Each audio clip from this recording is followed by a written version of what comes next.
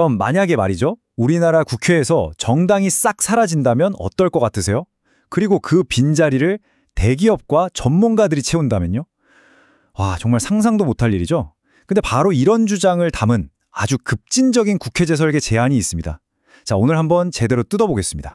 아니, 근데 왜 이렇게까지 극단적인 주장이 나오는 걸까요? 뭔가 이유가 있겠죠? 네, 모든 이야기는 바로 이 질문. 지금 우리 국회 도대체 뭐가 문제냐? 여기서부터 시작됩니다. 이 주장이 내놓은 진단 들어보시면 정말 간단명료합니다. 한마디로 우리 시스템이 완전히 과부하에 걸렸다는 거예요. 이미 한계를 넘어도 한참 넘었다는 거죠. 아니, 무슨 근거로 이런 말을 하는 걸까요? 자, 이 숫자 2959. 이게 뭘까요?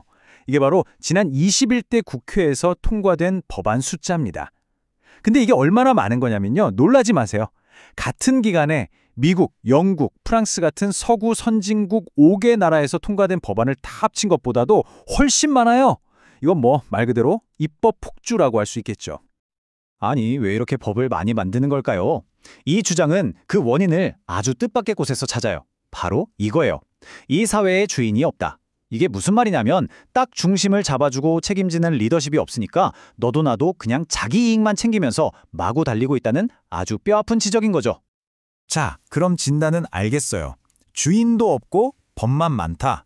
그럼 처방은 뭘까요? 여기서부터가 진짜입니다. 이들이 내놓은 해법은요, 정말 상상을 초월해요. 뭐냐면 아예 기업하고 전문가들이 국회를 운영하자는 거예요.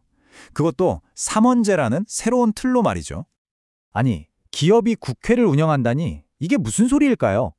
이걸 이해하려면 이들이 쓰는 아주 재미있는 비유를 알아야 해요.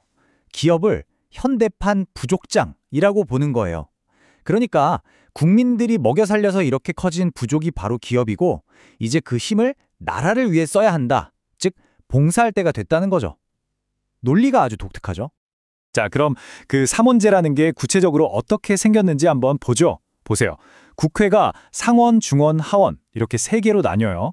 상원은 대기업, 중원은 중견, 중소기업이 맡아서 각각 30%씩, 그리고 나머지 40%는 사회 각 분야 전문가들이 모인 하원이 채우는 구조입니다. 근데 진짜 파격적인 건 바로 돈 문제예요. 상원하고 중원은 우리가 내는 세금이 아니라 자기네들 소속 기업이 월급도 주고 운영비도 다 뗀다는 겁니다. 세금은 오직 전문가들로 구성된 하원에만 쓰이는 거죠. 와, 이거 정말 대단하지 않나요? 법 만드는 절차도 완전히 뒤집어집니다. 지금이랑은 180도 달라요. 먼저 기업들로 구성된 상원이나 중원에서 이런 정책이 필요하다 하고 아이디어를 던져요. 그럼 그걸 전문가 집단인 하원에서 받아서 구체적인 법안으로 만드는 실무 작업을 하는 거죠. 그렇게 만들어진 법안이 다시 중원, 상원으로 올라가서 최종 검토받고 오케이, 승인을 받는 그런 방식입니다. 아니, 근데 기업이 국회를 맡고 심지어 돈까지 낸다니 도대체 왜 이렇게까지 하려는 걸까요? 그쵸? 여기에는 사실 정치라는 것 자체를 바라보는 아주 근본적인 시각 변화가 깔려 있어요. 정치는 더 이상 이권을 위한 싸움이 아니라 말 그대로 봉사여야 한다는 겁니다.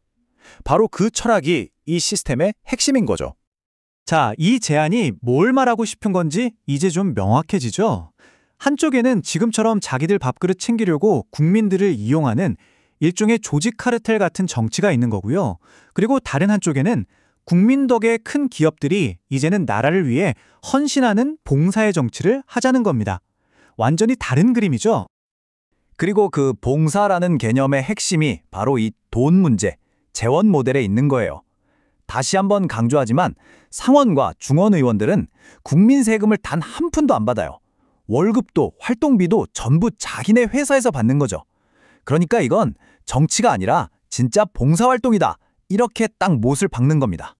자, 그럼 이 모든 설계가 궁극적으로 노리는 건 뭘까요? 네, 바로 정당의 완전한 폐지입니다.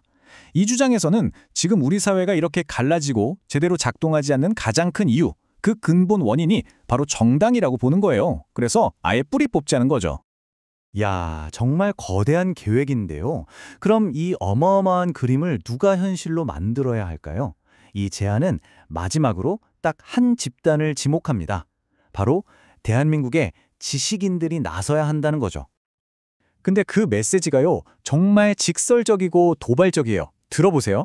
할 일 없는 박사들, 이리로 오라.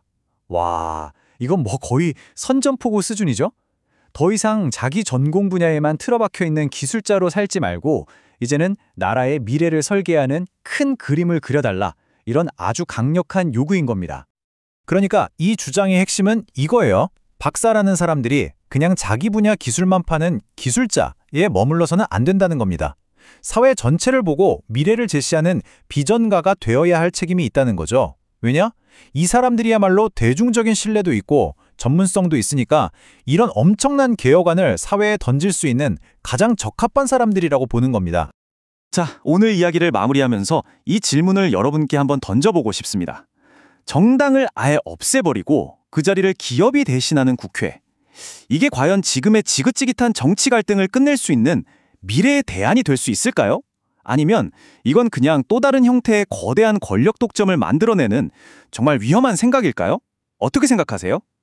판단은 결국 우리 모두의 몫이겠죠?